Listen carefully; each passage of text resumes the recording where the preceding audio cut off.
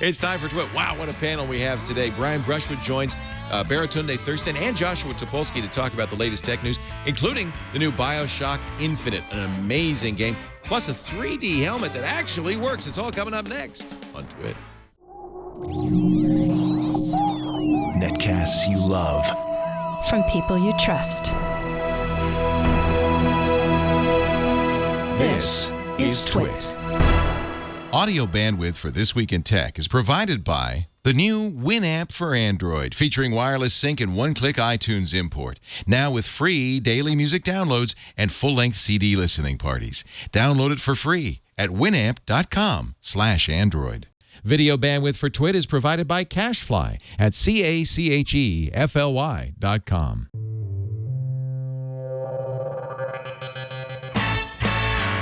This is Twit, This Week in Tech, episode 399, recorded March 31st, 2013. Look at that codpiece. This Week in Tech is brought to you by Go to My PC from Citrix. Go to My PC connects you directly to your Office Mac or PC from any other computer and from your iPad and iPhone too. Sign up for a 30-day free trial today at gotomypc.com. Use the promo code TWIT.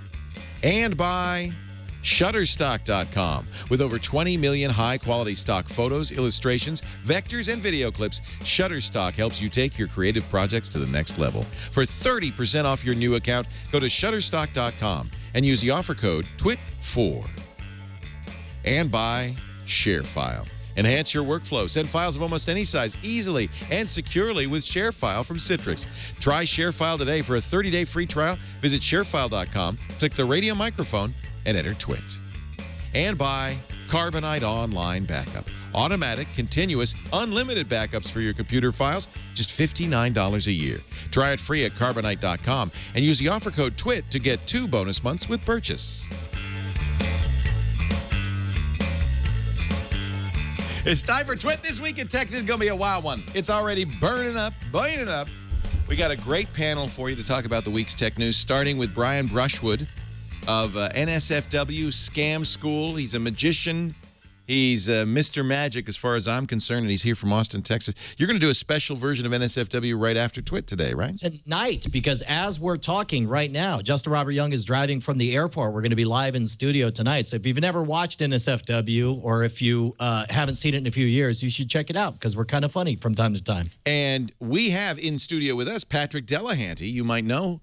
Is he there, dude? I'm so jealous. We just hired him. We hire all of Brian's rejects. Walk off camera for a second. Hold on. Give me 1 second. Because Chad Johnson, who's producer of the show, also former assistant. Right. Patrick Delahanty, who worked on BB Live. Patrick Delahanty is one of the greatest people on planet Earth. Look what he showed up at my house with. He made Schwoodopoly, which is a completely hacked version of Monopoly, down to like all these cards. Like, look at this. Each of these cards, it says stuff like, what does that one say? I can't read it. Meet someone at a bar who hasn't seen Scam School, collect $20. Ta-da, with me all burnt up, says pay doctor's fee. Win the movie draft, collect $50 from each player. Like, he's amazing. And you guys got a I didn't realize. win. I saw that on your Twitter feed. I didn't realize Patrick did that. Now I really want to hire him. Dude, he's incredible. You won the person lottery. I know, we're excited. In fact, when I was talking to Lisa said, and I'm serious, she said, well, I'm afraid he'll be bored. I said, good, because when he gets bored, he does stuff like create the Wikipedia. Like, so your challenge is to bore Patrick. Yes. So hey, let me introduce the rest of the team, because that's just Brian.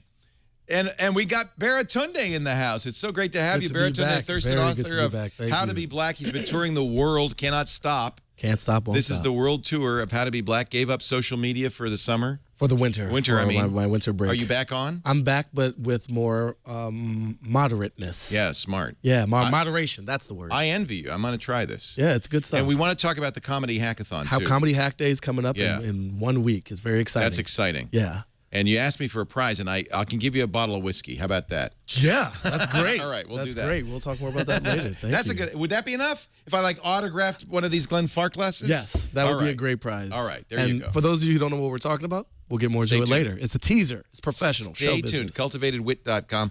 Also with us, he hasn't been on in a long time, and I'm really glad to get him back. Joshua Topolsky. We miss you, Joshua, and just so good to have you. Founder of The Verge, which has done such a good job. and formerly editor-in-chief at Engadget. And That's true. Just thrilled to have you back. And he does street surgery in his spare time. And I do street tracheotomies.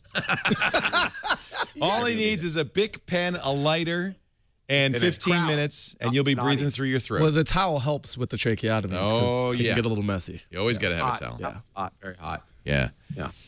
Wow. I don't even know if we should waste our time with tech news. With a panel like this, we should just talk about whatever the hell we want to. Hang out. It'd be like a... It is Easter Sunday. Thank you all for joining us on the one of the holiest days of the year. Big Facebook meme, which apparently is phony, which is that it was named after Ishtar, the goddess of fertility, the Babylonian Assyrian goddess of fertility. Wait, what was named after? Easter, Ishtar. Oh.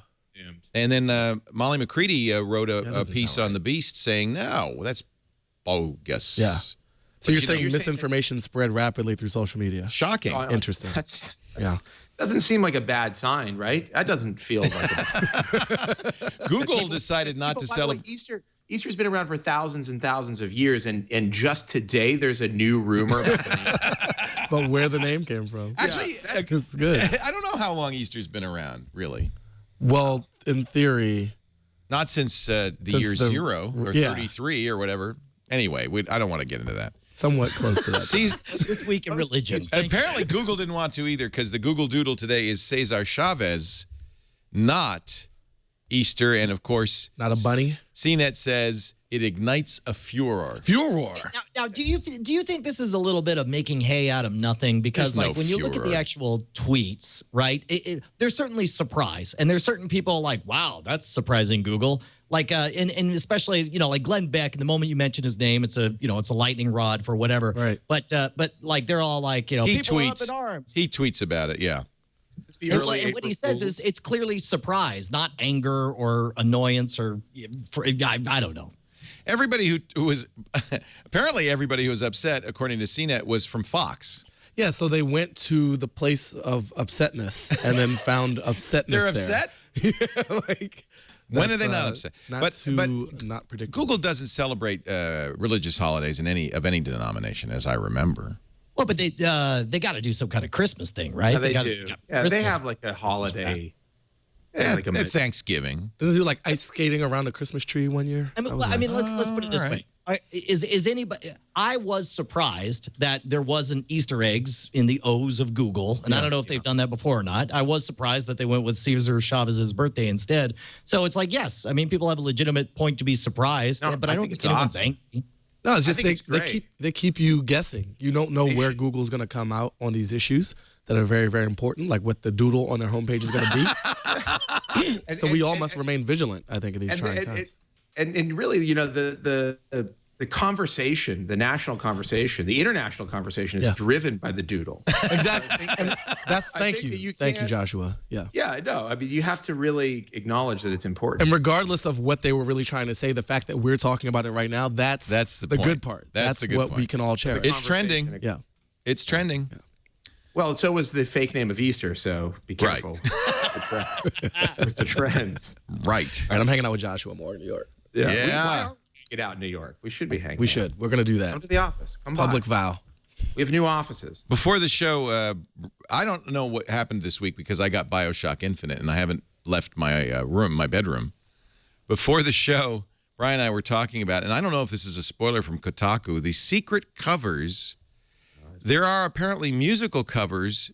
BioShock Infinite takes place in 1912. Okay. Right. But I think as far as like disclaimers, we should say like if you want to go in pristine and virginal, don't listen. Maybe skip the next couple of minutes. This is a definite, Leo. This is a spoiler for sure. Well, then I won't say anything. Just listen to the music carefully. How about that? But there is a moment of magic. For those of you who aren't going to play BioShock Infinite, there was a delightful moment of magic as I was scrounging around looking for coins or for, health or ammo.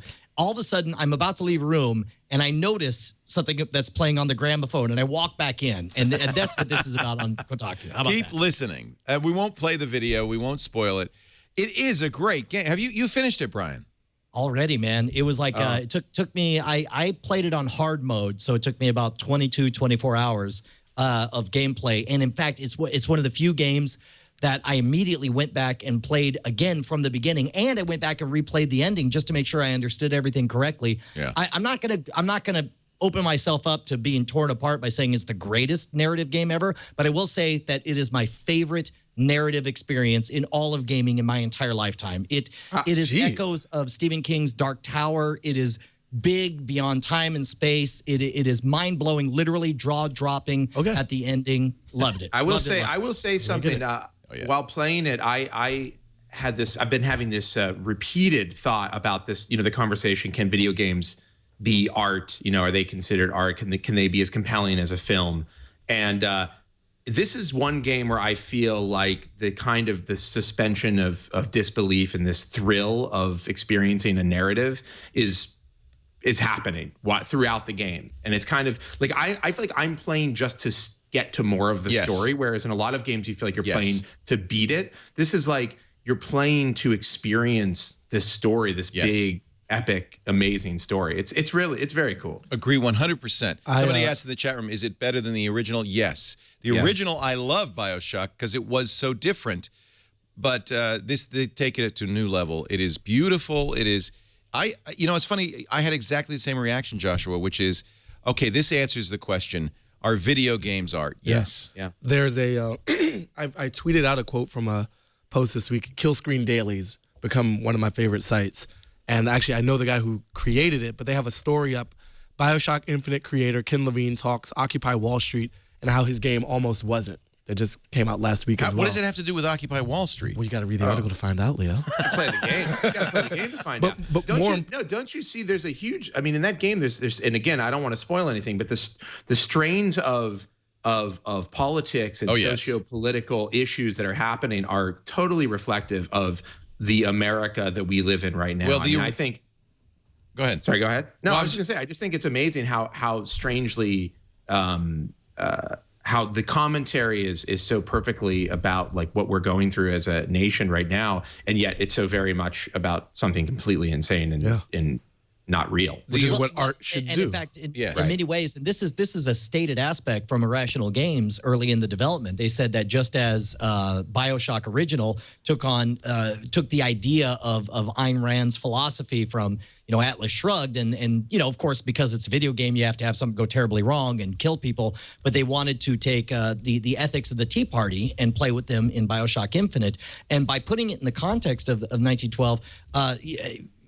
Again, these are minor spoilers. The city that you go to that floats in the sky seceded from the Union at some point because they have essentially elevated patriotism to the level of a religion, where you have the key, the scroll, and the gun, and you have Thomas Jefferson, Washington, Ben Franklin, and George Ben Washington Franklin as these icons that you pray to, and it's amazing, like that start. And this is the first 15 minutes. I hope I'm not spoiling anything for anyone. But you walk in and you experience Columbia, and it's so sweet you almost want to cry. It's an Americana that never existed. It's Disney's Main Street America. Yeah. Yes, correct. Totally. And then there's one moment when all of a sudden it becomes instantly horrific. Exactly. Wow. And again, I don't want to spoil it. I will. And by the way, Baratunde, it's about racism. Well, I'll do another plug. I'm not getting paid by Kill Screen Daily here, but Jamin Warren is the guy who runs the site, and he wrote a piece very recently about race, Obama, and gaming. And he had this quote that I tweeted out, excuse me, when the time comes for a child to ask, who am I? Games, like all great art forms, should have an answer. Wow. He was talking about representation in gaming and who the heroes are when you take the mask off. Well, I'm going to be very curious what your reaction is, because while racism is a thread that runs through it, there are no black people in the game. Right. It's all a bunch of white guys. No, maybe later. All right. Don't spoil it. I don't know. I haven't gotten any black guys. There are major characters that are not. Yeah. Okay, good. So I'll be looking forward to it. Thanks. And this is early days in gaming as art, and it doesn't. It's not. We're not talking David Lynch here. We're not talking high art yet. It's still popular art, but it's starting to reach into more thorny, interesting, difficult topics. Well, look at more. Here's. Go ahead. I was going to say you're right that it's still somewhat in the popular realm, but it's not national treasure. It's smarter than that. Okay. Right. it's tackling real issues. I think it's asking big questions and also doing a brilliant job of making an exciting action game. Wonderful game. I mean, yeah, as a game, it certainly succeeds. But I do think it's a little smarter. Yes. Well, and here's the progression that you see, right? In the early days of gaming, one of the first, so your goal is to create emotions, right? So the first thing you do is you tell stories. You use video games as a printed medium, and that's why you get your old, your Transylvanias or your multi-user dungeons back from the 1970s and 80s. But then when you want to evoke emotions, the first thing you go for is fear, because that's easy to do. And that's when you have your Doom experience, where you turn around a corner and all of a sudden there's a monster there. And for the first time you experience fear. And then you evolve through that, and you get to the point where you start to deal with difficult choices. And we've seen a lot of games in the last few years that have dealt with difficult choices. Then like The Walking Dead last year, I think was, for me, game of the year, because it was the first video game that ever made me cry. Like I felt such an attachment to the characters and situations. Like that to me was the holy grail. But I think it's great. In some ways, BioShock Infinite goes beyond that. Like, okay, now we can make you cry. We can make you afraid. We can make you elated. Now let's start having a discussion. Yes, let's make you think. That's a great way to put it. What was the game that came out? They previewed it last year at South by Southwest. I remember seeing someone give a TEDx talk. I can't remember her name, but she talked about the spectrum of emotions and feelings that games can evoke and how narrow most of the industry has been focused on aggression and fear and through violence and warfare. And their game was this big canvas where you have this little creature and you start off in the middle of a desert and you're wandering through the Journey. Is that it? Journey is such an amazing. You're probably thinking of Jane McGonigal. I don't know. No, it wasn't Jane, because she talks a lot about gaming. Journey is, there's no shooting, right? So it answers the question: can you have a game without actually killing anybody?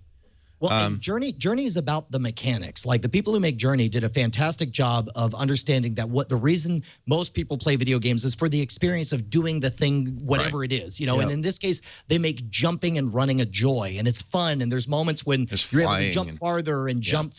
And there's this one moment of Journey that I will remember forever until I die, where it's like you're sliding down this sand hill, and the camera pans sideways, and the sun is setting, and it's golden and beautiful, and it's something iconic and beautiful. It's like a impressionistic painting of a moment from a character who never existed. And in that way, I think games like Journey will do well. And then there's other ways to tell stories, like we're seeing with BioShock Infinite, and of course with the Walking Dead. There's more. I think we're, for the first time, and this is an exciting time because gaming has gotten mature enough that we're starting to see the splintering. We're going to have to start describing what you can't just say it's a game. You got to say, well, is it a narrative game? It's a story. It's a world. It's a contest. Not only is it narrative, but what kind of narrative? Is it a drama? Is it a romance? Is it funny? I mean, because I think that with art, at least with film, you have these subgenres, right? Like it's a film, but there's lots of different genres of film. And in games, it really is very much about you got to shoot something or figure something out. There's I feel like there's been this strata, right? There's the violent games where you have to shoot everybody, and then there's the games kind of like Journey, where it's more playful and it's almost cartoonish, and it's not quite as real, right? And now we're starting to see those two things come together, where you have all these different mechanics and all these different emotions and all this narrative stuff happening, but it also happens to be a game that feels real, or that feels more like a story that you can relate to. I do think it's odd, though, that you're still killing everybody in BioShock. It's almost too bad. It really is almost too bad. You're still shooting everybody you come in contact with, for the most part. And you're looking for the head. You're looking for the headshot, right? Yeah. Yeah, that kind of takes the motivation is totally So we're getting you're fighting for the right part of it. You're fighting for the right to party. Let me real quick give you guys a heads up for when you do finish the game. There is, after the credits, there is a delightful moment that's reminiscent of the end scene in Inception. You remember the very last scene of Inception when the top is spinning and you're waiting to see whether it falls or not? Stick around for after the credits. That's all I'm going to say about that. Well, that's what they say about good movies too. So that's a good sign. It's amazing. He's a good pitch man for BioShock Infinite. There's some debate about how much it costs. The New York Times estimated that the game might have cost as much as $100 million to make, plus $100 million to promote. Ken Levine said that's crazy in Twitter. Okay. But I bet you it's not far off. I bet you we're talking certainly a game that was in the realm of the cost of a major motion picture, $100 million or more. Well, sure. That'll live longer. in a world where, like, what did the I think you mean Call of in a Duty? world. In a world. In a world where a Call of Duty game can make $1 bajillion overnight. I mean, it's like you can do some crazy numbers when you're charging $60 a head for a video game. So it doesn't surprise me that they would be at that level. Aren't video games more profitable than film? I mean, I think they're going to make more than they would make. $20 billion last year, which is, of course, more than film. But remember, it's 10 times the price, or nowadays 6 times the price of a movie ticket. For and it lasts much longer. It's not 6 times experience. enjoyable. Maybe. What Brian is saying 20 hours, 30 hours. I would say I'm playing on hard level too. I must be a better player than you because it's going to take me about 10, I think. Well, you're only a third of the way in right now. Right. So it took me 3 hours to get that far. All right, I play everything on easy. I'm a sucker for the story, and it's like I'm going around. He's just checking out everything. I'm checking out every little thing, and it's amazing how much I missed the first time. I look around. I'm not just running through the game. I'm looking around. See, it's funny that you guys play on hard. I learned a lesson from a friend who I'm not going to name because I don't want to sell him out in the video game industry, who was like, you just want to. If you really want to enjoy the game and you don't want to deal with having to learn how to play it really well, just play it on easy, because if you just want to get through it and have the experience of playing it. So I made the mistake with Dead Space of playing it on medium or something.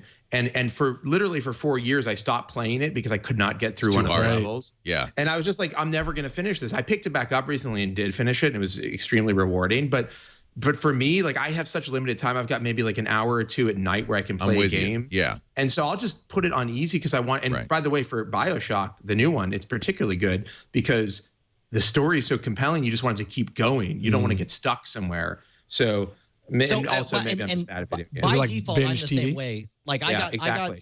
I got convinced that what you should always do is whatever the normal mode. That is the intended gaming experience. But in this case, Evan Lottie over at PC Gamer Magazine made a little video that he put on there saying here's a case for why you should go for hard. Wow. And he swayed me, so I went ahead and I did that. What is the case? What is the reason? Well, it's funny that you should say that, Brian, because I started on the middle of the road because I agree with you, and I read that article and I restarted the game on hard. He says you're going to see more of the game. This is, by the way, riding those rails. Don't show this because this is a little bit of a spoiler, so let's not show the whole thing. but riding those rails is there. He said his point is, and I guess I don't know, not having played it on easy, that you will see more of the game. See it how? Well, and also your there are eyes. stakes. Like when you play through on normal and you only die like 4 times in the first 4 hours, death feels rubbery and like you don't care. But it's like if you want to care about the experience playing on hard, if you're an experienced gamer, I think it's worth doing.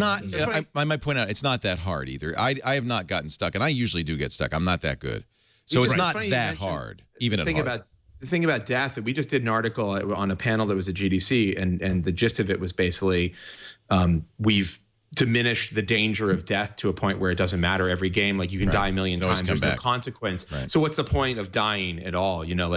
There's no risk involved anymore. And actually BioShock is a game where I've only died a couple of times playing on easy. Maybe that's why. But I've been really surprised, and it took me out of the moment and it kind of places you somewhere you don't expect to be. And I hope I'm not spoiling this for anybody. There's story in that, by the way. Keep playing because there's a reason why you get placed there. Really? Yeah. And I'll tell you something else. When you jump off a building, you don't die. You immediately just get put right back. So they have both modes. Interesting choice. Yeah. No, where it's like they acknowledge the difference between like an oops versus like, oh no, you died, which I thought was interesting. When you fall off a building, it's like it just jumps you back. No, you didn't mean to jump off that building. Is there any because they make there at some point, again, I don't want to try not to spoil this. There is some explanation about the floating city, how it functions.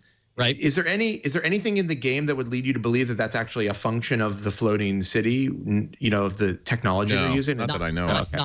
No. It's I agree. It's to save your life. Okay. Would have been cool though to incorporate that. But in a way, that's an answer to that question. Why bother dying?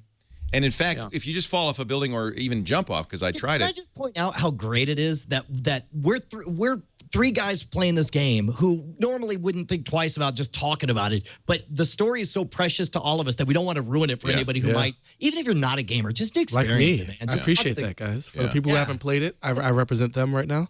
I fight for the users. You couldn't really do much of a spoiler, and well, I guess you could in Half-Life or Left 4 Dead. I mean, what's the spoiler in Left 4 Dead? No, Left 4 Dead has no real plot. That's just like kill till you get to the end of the level. So the fact that there is intriguing. But enough said. I play the game if you get a chance. It's very interesting. And I should say, really, I know you want to probably move on, but if you haven't played the original BioShock, which is another game with an incredible narrative and also is a very exciting game, I think it's a lot more action heavy than this game.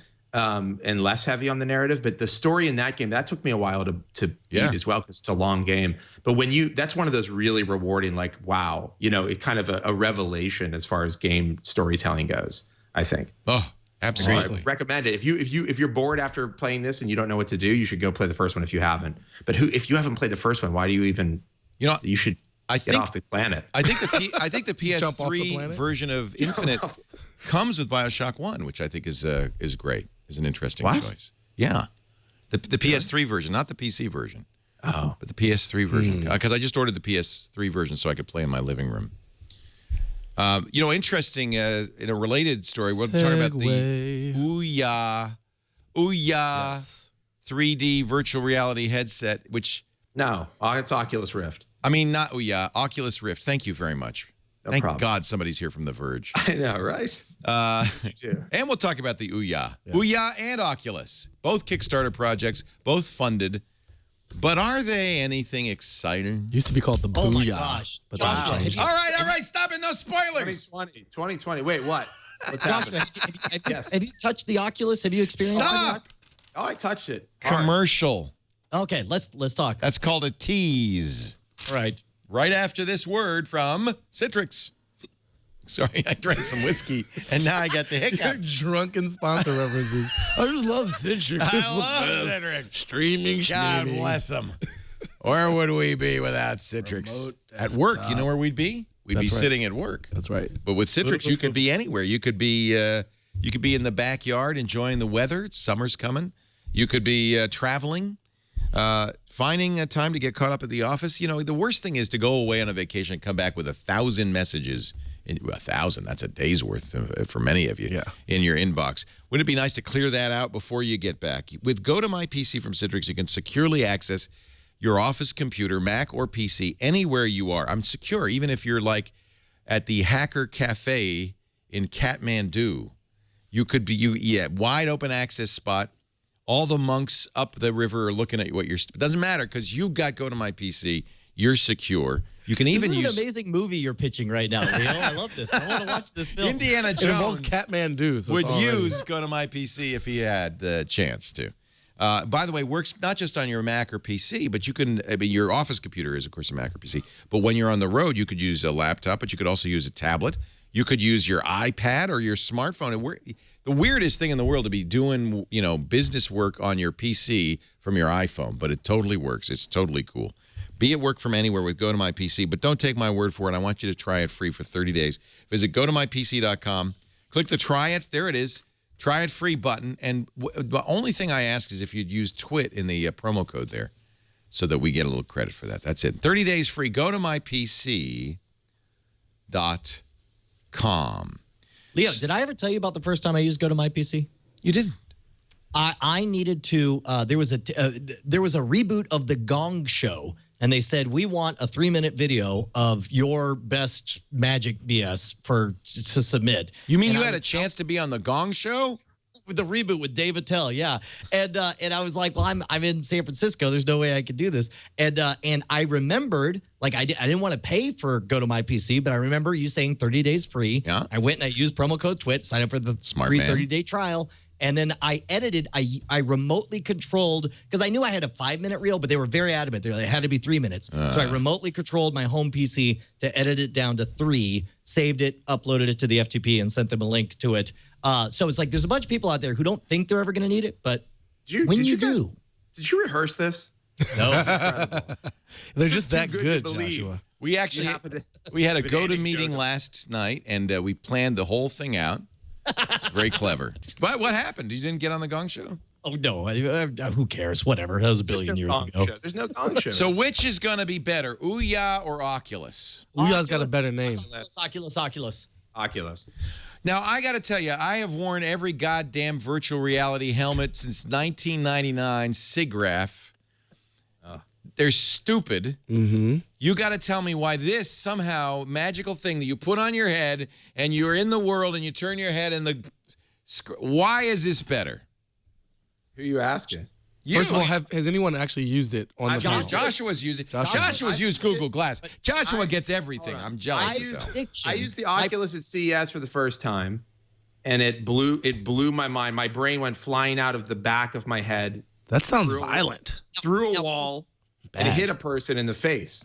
What I've heard, Joshua, is that the amazing part is the field of vision. It's the fact that it goes all the way. It's the degrees all the way around you that are amazing. Here's the two things that make it. The first thing is that the field of vision is massive. It's basically your entire field of vision. There's a little bit on the sides you can see, but once you're in, you kind of don't see that stuff at all. And the second thing is that the lag, the tracking is very low latency. So when you move your head, it feels like you're moving your head. It doesn't feel like you're waiting for this thing to catch up with you. Like I'm watching my Skype window right now, and I'm waiting for my head to do what I think. Yeah, it should feel like it's instant. It's direct drive. It feels real time, and it's only getting better.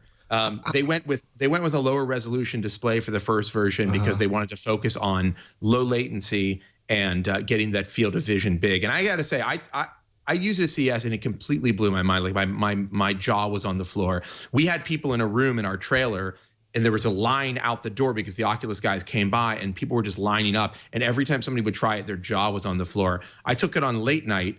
And I was like, after I got, the day before I'd been using it a little bit and then we went on the show and I was like, maybe I've blown this out of proportion. Maybe I'm crazy. And they brought it in the morning to set it up for late night. And I went in the afternoon to go on and Gavin Purcell, the producer there, was sitting in the studio playing it, and literally his mouth was like agape, and he was just like in awe of the experience. I have to say, I don't want to overhype it, which I've already done. But no. My brain just left the back of my head and hit somebody in the face. It's crap. I'm not worried. It's a neutral opinion. When I was a kid, when I was 12, I was such a nerd, and I just thought virtual reality was going to happen. I was so sure we were going to be living in it was going to be like Neuromancer. Yeah, we were all lied to. It's fine. But yeah, we were all lied to. And when I put this thing on and used it, I was like, oh God, I'm going to check into this, and I'm never checking out. Like, it's good. Sounds like Ready Player One. It'll make you sick. Yes, Ready Player One is, yeah.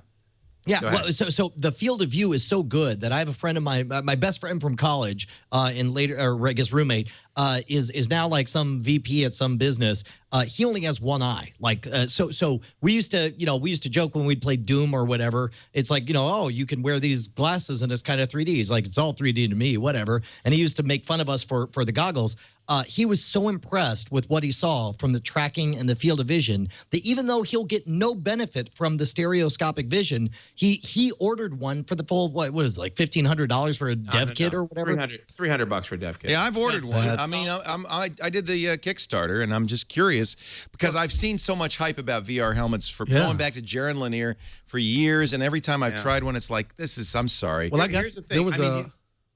Sorry, I'm just gonna say, and then I'll stop cutting you off. But you'll never stop. John. That's true. That's right. John Carmack and Gabe at Valve. I mean, these are the guys who are pretty talking good about people. This thing. Yeah. I mean, they're saying we love this, we support it, we want to do something with it. I think that this has a real chance when people start creating software for it, and when they get this, it's like I said, it's only going to get better. I really think this is it. I think this is the start of something pretty amazing. Here's the other thing that's exciting. Not only did they figure out that the field of vision matters, that latency matters, and that resolution is obviously, as you said, low now to get things started, but they're figuring out the right products to associate it with. For example, it's problematic, the fact that you can't physically run around in circles wearing a VR goggles without tying yourself in knots. So it's being tightly tied to titles where it makes sense to where you're locked in but have freedom to look all around. So for example, Hawken, I don't know if you played it with Hawken, but Hawken is a mech game, so it makes sense that your hands your hands would be tied to the mouse and keyboard, but you would be able to look all around from inside the cockpit of this vehicle. So it wouldn't be for BioShock Infinite. It might be I think it would, actually. I was just saying to my wife, Laura, I was playing it, and I was like, this would be insane. Yeah. In the Oculus. Well, Rift. I'd love to go into that world, right? I'd love to live there. Yeah. Does it work? If it makes you feel like you're there, then I'm. Yeah. You know what? Right. This is why, Joshua. Like you, I dreamed of virtual reality. I couldn't wait. I thought by the time I'm in the nursing home, I'll be able to lie in the bed. That's soon, by the way. I'll be able to lie in the bed with the thing on, and I can be walking around Paris, and then I'll be happy. But then I just felt like the promise it failed us. So I'm thrilled if this is real. It just took 20 years extra. That's the thing. Well, as always, with everything, right? Years. At least 20 years, right? Back in the long ago era of roughly 1997, there used to be a gaming shop on Church Street in downtown Cambridge, Mass. And they had the platforms, and you put these massive goggles big, on, right? I mean, huge, and a big you cable. look like something out of Alien, yeah, right? and that was terrible. And then a few years ago, with you on I had a chance to do this TV show for the Science Channel, for Discovery Science. It was called The Future Of. Yep. And we went to Japan, where all things robots are a little too close for comfort. But I got to go into this dome of a sort of virtual reality environment where you could walk, had 360 degrees and vertical as well, really look all around. The resolution was really, really poor, but you got to see a little bit of where this is going. But this was it was a room. You physically walked in, like Professor X, you walked out into this plank and you had a rail and you stood at it. And everything I'm hearing from you guys says we're actually finally maybe being lied to that was a little probably bit $1 less. billion hardware platform. At least. I think we're Lots on of official R&D. on the verge, if you will, of something. Did you just do that? Special. He did it. He What did it. do you have an auto Are you eject saying for Are you saying self-referential this puns? is my next virtual reality helmet? This is my first. It's not a helmet. It's not a helmet. When It's he an said eyepiece. The Verge, that wasn't no scam stuff. That's what it You was. twit!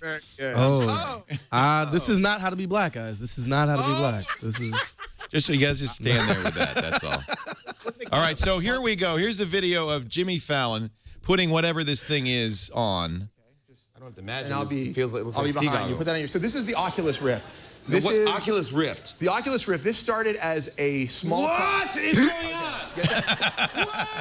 Get that adjusted. Holy mackerel! Okay, so look to your left, look to your right, look to your right. All right, now look behind you. Don't move your body, but move your head. Turn around. This look is ironic because there's no way you could demonstrate this on TV. You have to wear it. All right. You want to? Okay, look forward. Look forward. So here's the thing. This started as a small project that a few guys were working on. They wanted to make $250,000. This is one of those great moments where the wonder I want you to hear. Take this sensibilities controller. as a host. Use He's the left so stick. It's excited. an He's idea. not really acting. Fallon really is excited. He's never used it. He's actually freaking out. Go ahead. Walk up to those knights. Walk this is right up to good. that knight. Yeah. That guy in the middle. Walk right up to him. All right. Get right in his face. Now look down. Look at that codpiece.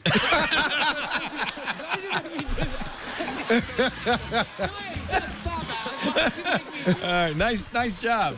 Nice job. Well done. that was great. Okay, fine. I'll get a gaming thing and Look at wear that the face codpiece. thing on my face. No, it's cool though. But the fact that I told him to look down, Right. you know, that to think about playing in that way. Right. Or editing documents in that way. That'd be really amazing. Looking down at your paragraphs, Throw it up. That I believe tweeting in 3D.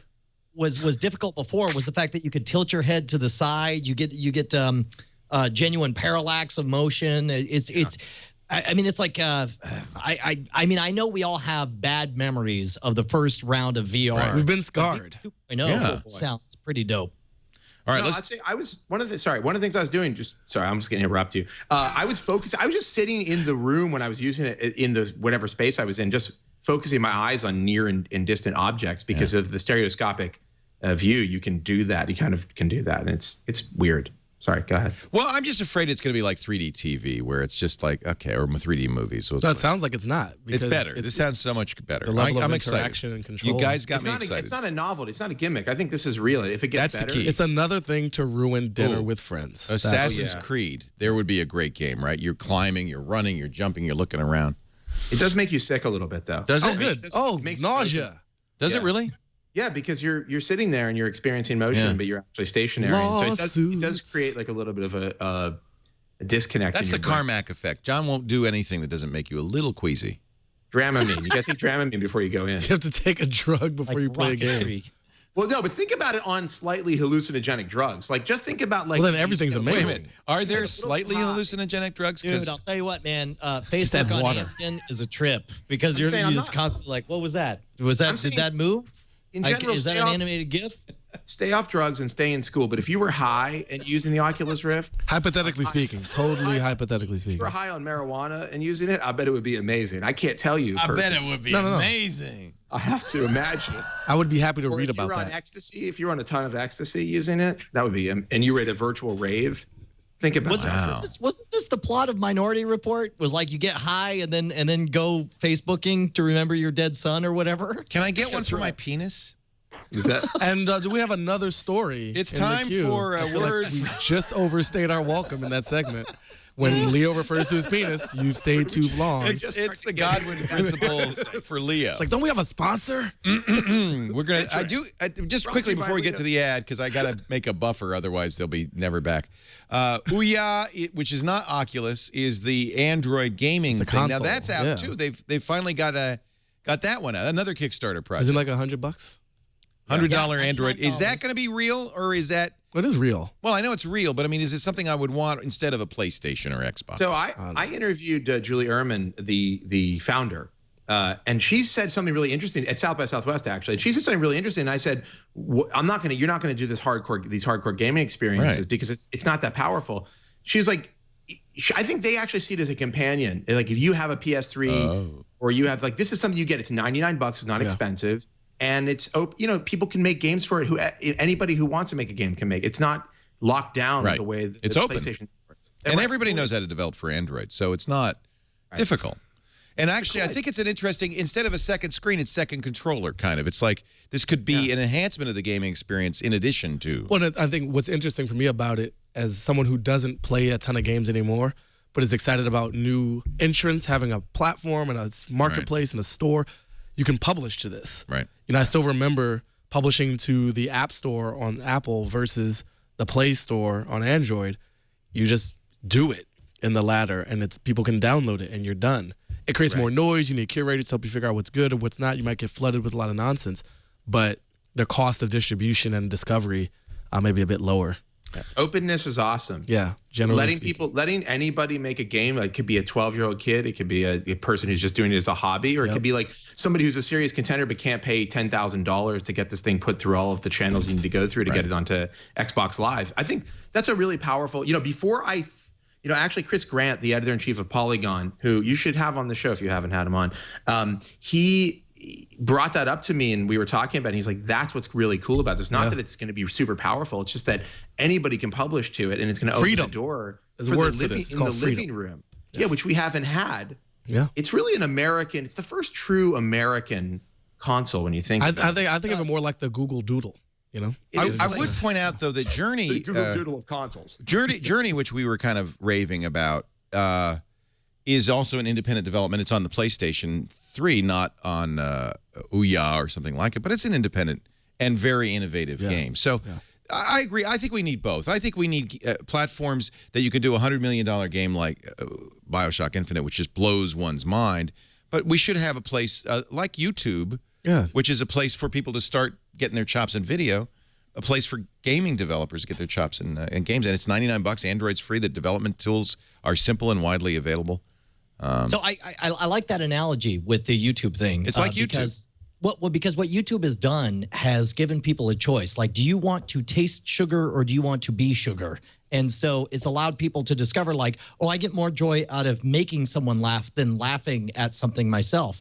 And if we could do that in the gaming world, and if Ouya is the portal by which we're able to do that, that would be amazing. I do have a question for Joshua. I don't know if you happen to know.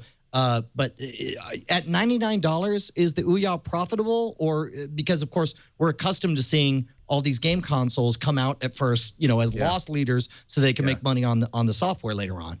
Yeah, well, so their goal on Kickstarter was $950,000. They made $8.6 million, and they've continued to sell them since then. And beyond that, I mean, they haven't talked about outside investment. But what I will say is the guts of it are essentially a smartphone with hardly any storage and no radios. So those are readily available. They're basically off-the-shelf components. And in fact, Julie Ehrman said look, this is off-the-shelf stuff. We're not using some fancy custom GPUs here. So I think that the actual, a lot went into R&D. A lot is obviously going into production of these things. But when you've got like 8.6 million handy, plus maybe some outside investment once you get rolling, and you're using off-the-shelf components, I think it brings the costs way down. I don't know if they're profitable, but I don't think that they're losing a ton of money doing what they're doing right now. There are Android sticks that you plug in that are, what, $30? I don't think that's what it is. And that's in essence what it's what it is. So I bet you they're actually, they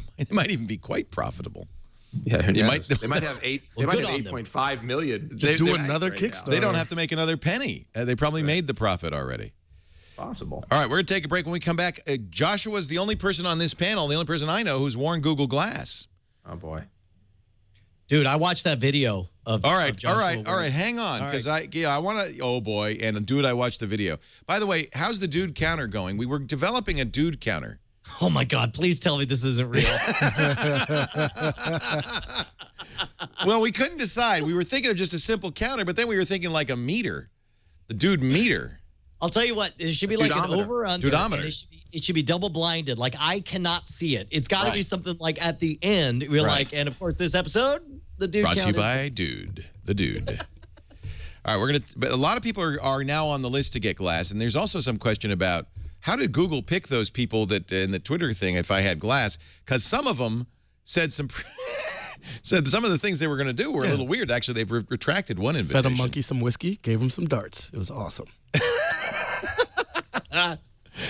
Actually, I think they shouldn't. Yeah, well. Anyway, keep going. That was my bad. Our show today brought to you by a brand new sponsor. We want to welcome Shutterstock to This Week in Tech. 20 million, count them, high-quality stock photos, illustrations, vectors, and video clips. If you've got a creative project, you're looking for the right image or video for your website, your publication, and advertisement, you must use these. You use stock video, stock photos, Berto? You must use this kind of stuff.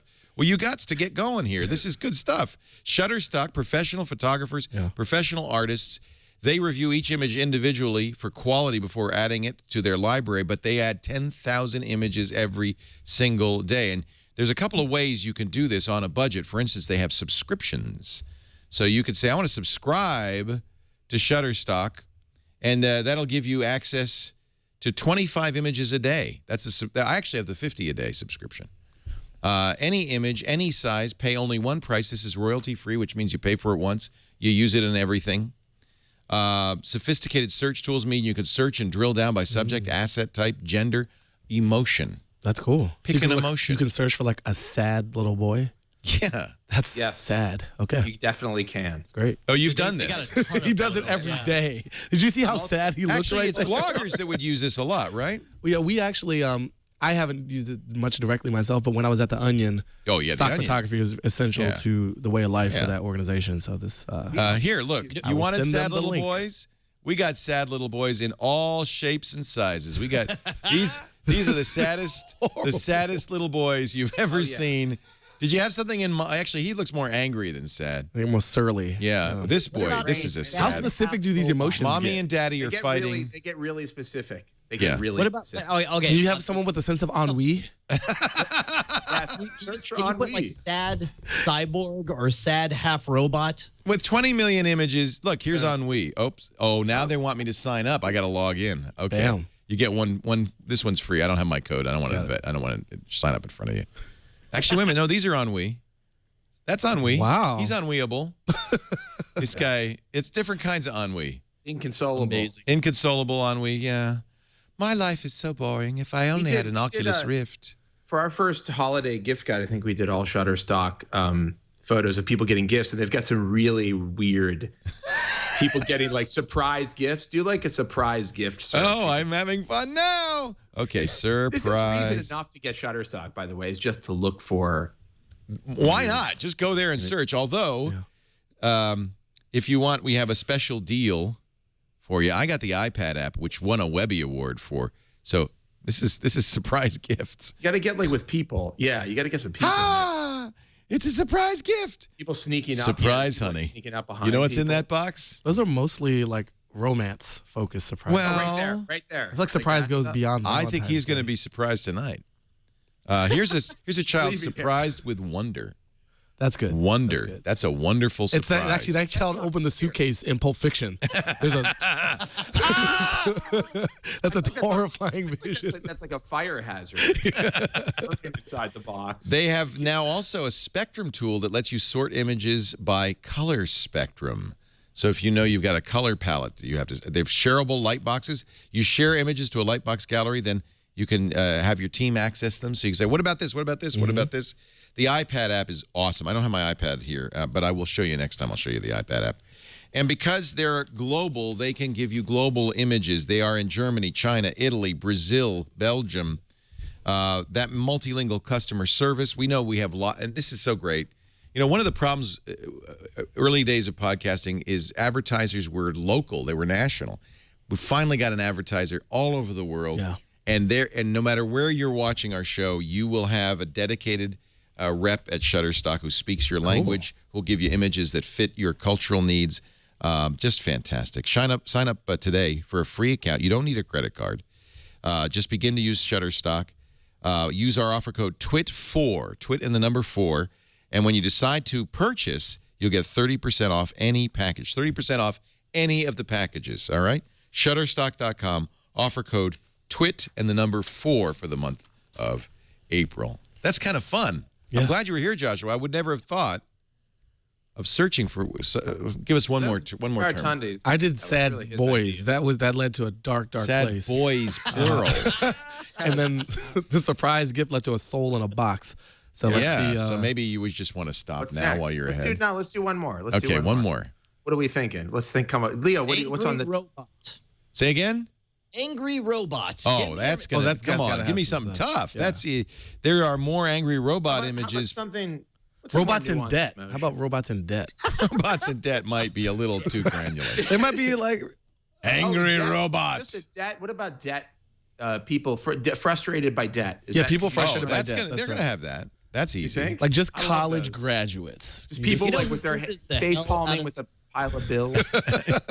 I went to college and all I got was this lousy second guessing major life decisions. Look at. I am frustrated by debt. Debt is killing me. I don't know what to do. It's just like bank people are like, dude, this is a whole game. You know, we should do a gambling game where it's like you somebody, like it's like a Family Feud style thing where somebody proposes a word and then you bet money on whether or not Shutterstock has a photo on it. I want to use this. Amazing. I'm going to make a PowerPoint presentation just so I can use this. This is good for a PowerPoint karaoke. You give somebody that slide. Oh, that would have be fun. them explain. So karaoke is you have just a bunch of slides and then you have to do a speech. So the best PowerPoint karaokes I've seen or been a part of, someone puts together a story. You know, they put together 15 slides roughly. Yeah. You don't see any of them ahead of time. Your job is to go and present them in as cogent and clear this and is so much like convincing my a way usual as possible. speeches. Yeah. And then you leave the room. Yeah. And then another person comes up and does with a the different same deck. Same deck, ideally. Oh, what fun. Or they might switch it up one. But it's ideal to see them do the exact same deck because then you see where people's comedic and like improv instincts take them. It's good. Yeah, we did that at Dragon Con. In fact, Patrick Delahanty put together a bunch of random slides. Nobody knew what the slides were, but we just took a random subject from the audience, and you had to give a presentation setting up each slide with that. It was freaking hilarious, dude. It was awesome. It's like improv meets tech. It's this fun comedy tech Patrick, business mashup. I think for the next time we do a Shutterstock ad, we're going to have to get Patrick to do a deck, and we could do a little improv. Yes! That would be amazing. Wouldn't that be fun? Hey, speaking of improv, tell me about this comedy hack day. All right. Yeah. So for those who don't know, I no longer work for The Onion. I left last summer and started this company called Cultivated Wit. That's your new company. That's the new company. Comedy, technology. We're essentially a comedic, creative digital agency and product shop. We make funny apps. We do fun experiences. And we advise people who want to punch up their marketing and make it be less terrible. By adding wit and creativity to it. Love it. So the Comedy Hack Day, take a hackathon, you get developers overnight, over a weekend, and add comedic intent to the mix by adding comedians themselves and comic writers and also developers with that sensibility, and you'll come out with Wait a minute, there's software and comedy? Yeah, at the same time, Leo. That's at so the same damn time. So we did it first in New York last September. Shout Roulette won. This was an app sort of premised on a chat roulette model. It allows you to find people on the internet you disagreed with. I know for most of us that's very difficult. Wow. So you imagine, and then you can yell at them in real time through video. And they performed it. The demo definitely stole the show. There was a Onion and like UCB improv guy who led the comedic part of the team. Some great developers, beautiful design. So they won best overall. So here's a video of it. Shout at yeah. an idiot about a thing. It's shoutroulette.com is still up. So that gives you a flavor for the sort of things that come out. And then this week, you're going to be doing it at Twitter in San Francisco. Twitter's hosting it Saturday and Sunday. Funny or Die is one of our partners. Can you go as a spectator? Yes, you can go virtually or in person. So you're going to stream it. ComedyHackDay.org. We'll be streaming it. It's Sunday, a week, almost exactly 1 week from this hour. Essentially 2:30 p.m. Pacific, Sunday, April 7th, ComedyHackDay.org. That's awesome. Register for a spot. We don't want to blow up the stream too much. Yeah. Because we're experimenting with that. That's awesome. And if you want to show up, just provision a ticket. We'll let you. You'll get to see Twitter's headquarters too, which are actually pretty nice. Oh, Don't steal stuff. Don't steal stuff. Will they give you free food there? We're going to be providing for participants free food, free beer, free whiskey. There's a Neil Dash. Was he one of the judges? He was one of our judges. Oh, yeah, he was a great judge. We had Hillary Mason was one of our. We have Will Wright as a judge. Oh, Will Wright is yep. awesome of The Sims. Yeah, Sims and Spore. Spore. This is getting serious. Yeah, we have W. Kamau Bell, who's a Bay Area comic. He's great. And totally biased. We have Issa Rae of Angry Black Girl web comic series fame, Awkward Black Girl. And Big difference. Big difference. Awkward Black Girl. Totally different show from what I said before. She's no longer angry. I was looking at someone yelling, and so angry. I'm seeing the got into yelling my or face. shout roulette is hysterical. But yeah, but the idea was, can you get? But this is an actual product. It's not just somebody brainstorming it. They had to code it. That's the beauty of putting it in a cool. hackathon. Like I you can love that. brainstorm to your mind's content, Right. but actually committing code to a database. I have is an big. app. I have an app I've been wanting to make, which is definitely a funny app. Oh, good. Maybe we can get someone to do it. I should learn how to code and then fly to the West Coast. Yeah, you have 6 days. Participate. It's no problem. I mean, if you're serious, Just go to Code Academy. 6 days later, you're Yes. coding like a champ. yes. How hard could it be? Not very. Some of the bugs I see in Java, I think they got monkeys coding that stuff. That's just anybody could do that. All right. Yeah. So thanks, man. ComedyHackDay.org if you want to know That's more. the future of tech and comedy all at once. I didn't hear what date that was. I know you April showed it on the 6th screen. and 7th. So the demos are April 7th, 1 week from It's today. a Saturday and a Sunday. Yeah. So That's there in the Bay Area, right? yeah, if you're showing up physically to code, that's in San Francisco, design code, etc., starting Saturday morning. If you just want to see the projects and see the live demos, I'm emceeing it, see the judging, you can show up physically at Twitter, register beforehand, or go to our live stream. So was this kind of your idea of your business for Cultivated Wit? So this specifically is the idea of one of my co-founders, Craig Cannon, who was with me on the book, also former Onion dude. But this idea of bringing developers and comics together fits the premise of the business. Which is like, okay, we want to sell services to other companies. We love to make our own products. Right. Can we just bring people together to make good things happen? This isn't about taking ownership of the apps It's or a anything little like peanut that. butter and chocolate. You know, it's two great tastes. Well, it's nerd on nerd, right? You get Nerd like on nerd the violence. most awkward humans from two Yeah. different spheres, combining them into Nerd Voltron, and that's Comedy Hack Day. CultivatedWit.org. But like funny Comedy Hack Day. Voltron. Comedy Hack Not Day. serious Funny Voltron. Yeah. Yeah, Funny like Voltron. If instead of fighting, if he was able to just make people laugh. If he has just great bits. Yeah, he was just like and amazing he didn't have a timing. sword. He didn't have a sword. It was just a huge microphone.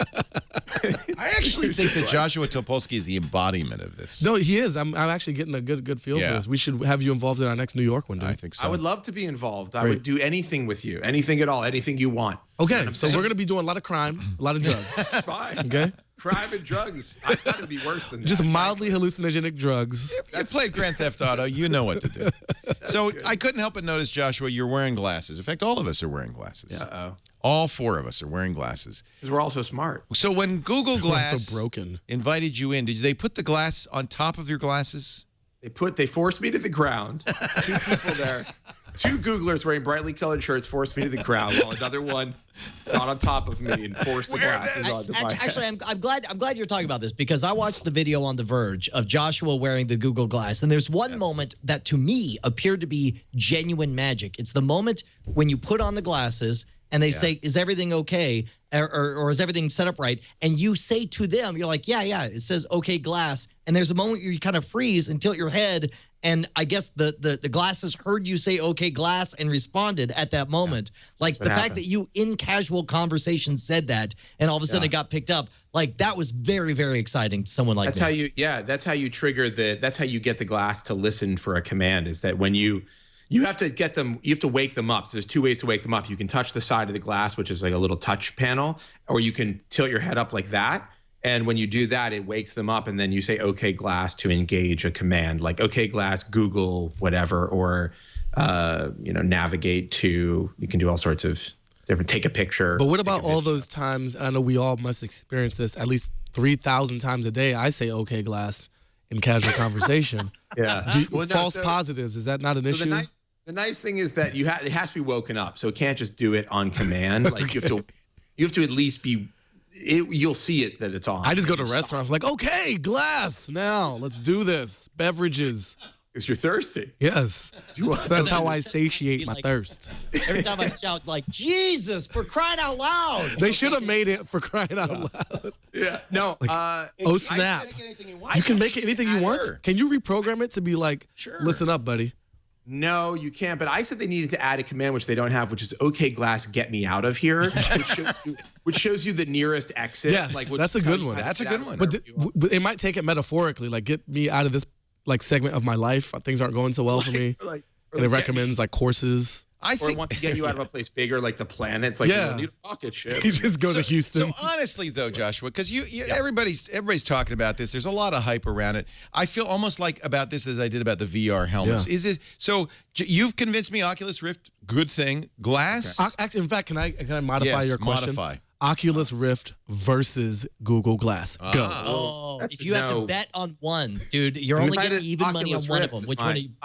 Okay, if I could augment my current world or go into another one, I'm going to take the go into another one option. Yeah, we have similar lives. That's a vote of no confidence. My current world stinks, and it'll only get a little bit better if I augment it. I'm with you on that. But the new world could be amazing. I don't know.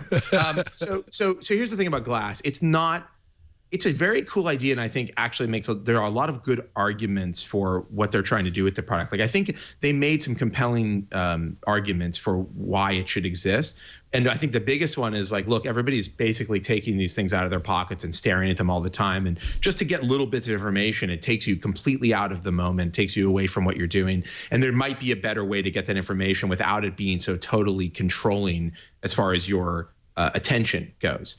And I think that's a really compelling argument. I also think it's kind of amazing to be able to just suddenly take a picture or suddenly take a video when something is happening. Like my example is my dog does hilarious stuff all the time. And by the time I get my camera, how unique. phone, your dog, Leo, can you do something about this? I gave him whiskey. I thought I gave him as much of a sedative as I felt. I think it's great that his dog alone does amazing things. My dog is really talented. She does our taxes, and it's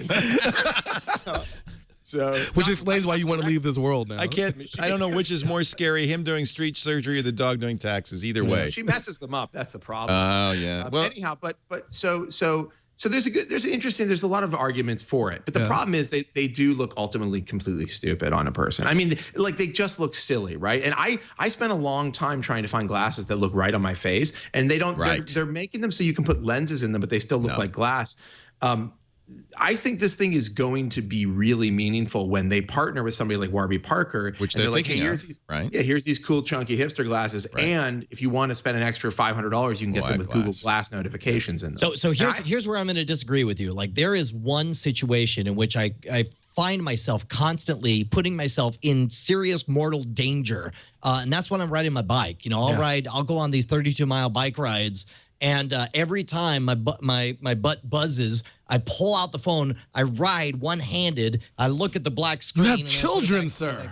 That's yes, stupid. Exactly. That is so irresponsible. Why do you bring your phone? What is wrong with you? It's a total no-brainer. It's a total no-brainer. Like Google Glass would be perfect for that. Yeah. No, that would be perfect for that. But while you're on your bike, but like when you get off your bike, you're going to put on glasses that don't make you look like an android. Like you're going to not want to wear those into a dinner. You know, like Joshua, right, I've said this before, and to me, it's the Segway effect. The Segway really sounded like a great idea until you saw people riding them. I think the way the thinking on this needs to be not. It's like, look, you can't think about it like Google Glass is going to be a cool new thing that everybody wears. The way you have to think about it is Google Glass is the beta version of what will eventually be something, or could eventually be something, that everybody really wants and uses. But it has to get to a point. It's like, look at smartphones, okay? Smartphones used to be bulky. You used to have to use a stylus with them. And, you know, like I had a Trio. I mean, you've used the old smartphones, you know, Windows mobile devices. They were terrible. Only businessmen or people who really needed a smartphone used a smartphone. And now it's like it took the iPhone for us to all go, oh, wait a second, these could be really cool and really useful, and we'll want to have them like with us all the time. Well, it's going to take a moment, like something that is cool to make it. I think that that you guys nailed it when you compared it to the Segway. The problem with the Segway was not that it was a bad device. It was a fantastic device that when you asked, well, who would use this? They didn't have an answer for it. Yeah. And it's up to Google to tell a story. They have to construct a narrative. They have to say when it's appropriate, and more importantly, when it's not appropriate, and how you can. Can I ask a question about the Segway? Nobody is going to wear these when they go out to dinner. You know, I take issue with your statement about the Segway, that it was.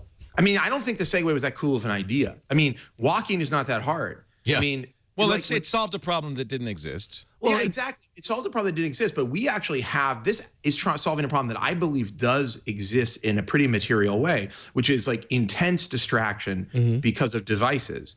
But the distraction isn't just the device. I think is missing some of what the core distraction is, which is attention. Addiction. All it's doing is moving this distraction from your hand to your upper eyebrow. You're able to lie a little better. It moves the distraction from your pocket to the other people, the other party that you're talking with. Like socially, as long as you're talking to someone and you know there's a camera pointed at you, it affects you, and it's going to be a problem when you're sitting. And it's not just about the camera though. It's like the idea that you can somewhat more secretly access information, pull up new bits of content and imagery, start recording or snapping. That's not going to solve the distraction issue. It may solve the image of distraction. We'll be able to lie a little better about actually paying attention. We say, but we're just playing some game. All right, I want to move on. We've said enough. I wanted to ask Joshua, because he's the only guy I know who's actually worn them. Whether you agree or not, Joshua, I could feel a lukewarm response to this. And this was my thought, that it wasn't going to be something that we're all going to run out. Compare that to his Oculus Rift. Yeah, no, and someone in the chat room keeps pushing Google knows. Please, it's their April Fools. Please don't. Let's not talk about the bad April Fools. I know. I hate April Fools. I'm thanking God it's going to be tomorrow on my day off. It's the worst day on the internet. It's the worst day on the internet. Hate it. You guys are terrible. I've said it over and over again. April Fool's is internet Christmas. It's where all our favorite businesses. Whoa, you believe in people way too much. If Christmas was a horrible holiday, if Christmas was no fun and everybody had a terrible time, that would be April Fool's. This is maybe a New York versus Texas thing. I don't know. I think it might be. That's how it's going to be. I see. April Fool's in Texas. I'm in news, right? Like I'm a news. It's the worst, right? You can't tell what's real. Like literally somebody from Sony was like, hey, do you agree to an embargo? They sent me an email. Would you agree to this embargo? I was like, sure, send it over.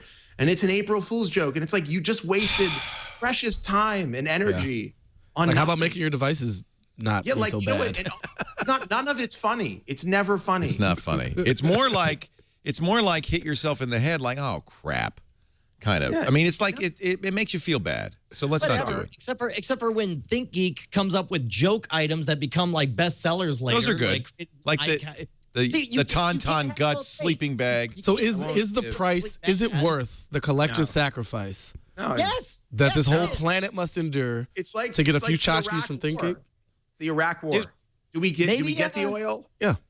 Not really. Or freedom? I think it's more like... We didn't get any more freedom for anybody. I think it's more like when the Death Star destroyed Tatooine and a million... How many voices? Lots of voices cried out in horror. Second of all, how are we talking about the Iraq War? Third of all... Because it started as an April Fool's joke, Brian. This is how badly April Fool's can end. With an unnecessary invasion. Yeah. That's what April Fool's is like. I'm sorry, Alderaan. I just destroyed the wrong planet. And you see, that's where April Fool's gets you. You destroy. We're going to take a break. When we come back, there's so much to talk about. Facebook has a phone, doesn't have a phone. Don't know. Yeah. We'll find out. If you guys don't know, I don't know. Bitcoin, $1 billion worth. Is that a lot? Could be. It's money? No, it's Bitcoin. Is it bits? I don't know. T-Mobile is done with the BS in wireless pricing, they say. We'll talk about that. Yeah. Amazon spends $1 billion on another social reading site. By the way, I just want to point out, there's no way we're getting all these stories. I know. And they're getting into the comedy business. You see they have a pilot? I did, yep. And Yahoo pays a 17-year-old $30 million for a program that doesn't really do anything. So like most startups. It's so much to talk about. I don't even know. Another show. I don't even know where to start. Let's take a break, and we're going to come back because we got to get Joshua out of here. Because guess what? It's Game of Thrones premiere night. I got to get back. I got to start painting my body to the cave. I got to start sharpening things. Are you a Lannister or a Stark? I mean, there's no I'm a choice. Drogo. I'm down with Khal Drogo, so I'll be just body paint. You're a master of dragons. Really. Like a buddy of the master of dragons. Buddy of the master of dragons. That sounds like someone who's going to die very soon. Good friend. Yeah. I'm like, my buddy died. How did that happen? Ooh. I'm excited. I have friends who've seen it. They had a premiere. They didn't invite me last week in San Francisco. Did they do that in New York too? They did. HBO? They had. I don't know if they did one in New York. I know they did one in Los Angeles. That was apparently amazing. You had to be like on some list that I'm not on. You got to get better at lists. I got to get better at lists. Our show today brought to you by ShareFile, another fine Citrix product. Joshua. Yes. You want to take a walk now, or I don't want to get you angry. I'm gonna have this drink of water right now. I've never used ShareFile. Actually, so you're good.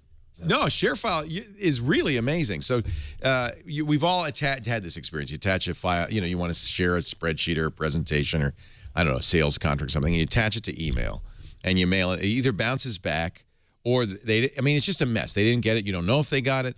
ShareFile is a better way of sharing files. You can still use email because it has an Outlook plugin, but it's not email. What you're sharing actually is a secure link. Size doesn't matter. You can send files of almost giant files of almost any size.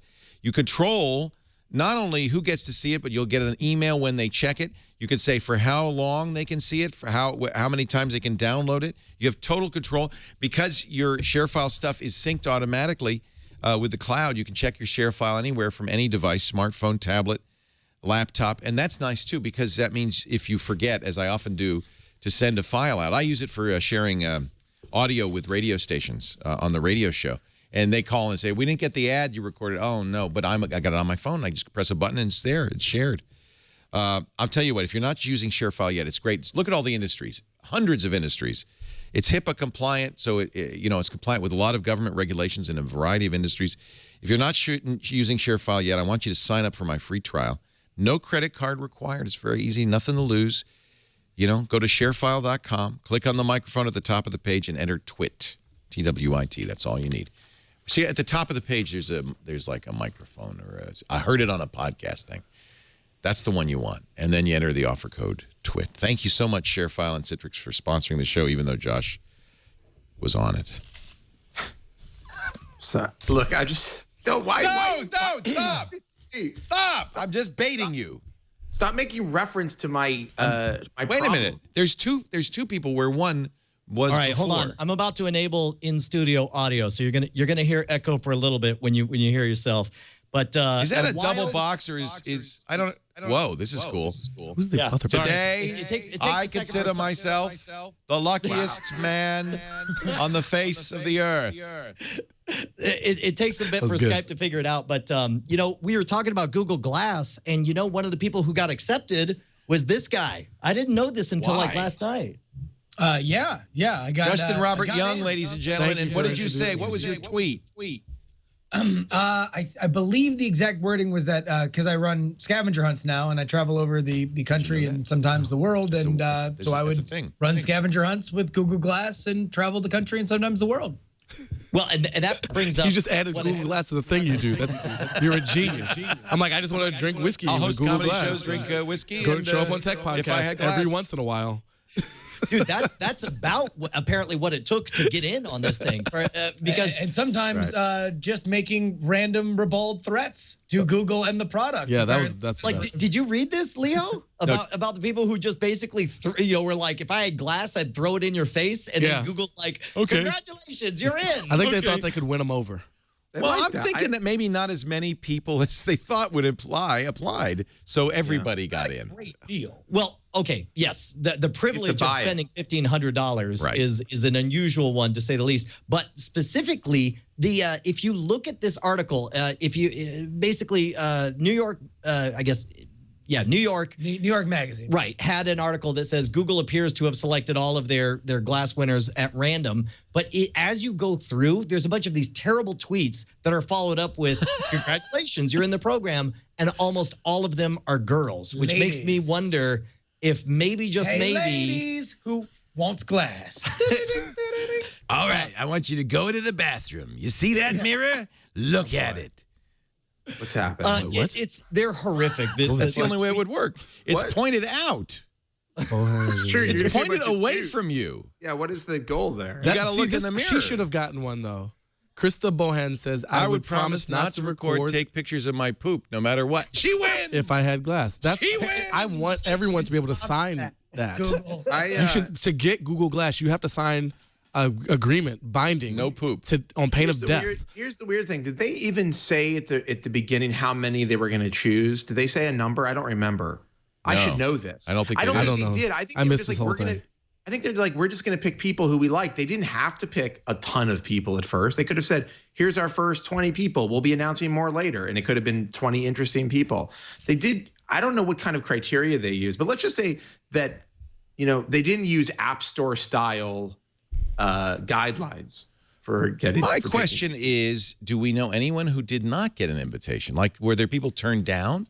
Yeah, me. Well, I applied. Most people. Oh, you must feel really bad. They said like 8,000 submitted. Padre SJ got in. You got in. I got it. Brian's magician friend, CJ Johnson got in. Irma Gerd got in. The dog at the Twit studio got in. Did Jeff Jarvis get in?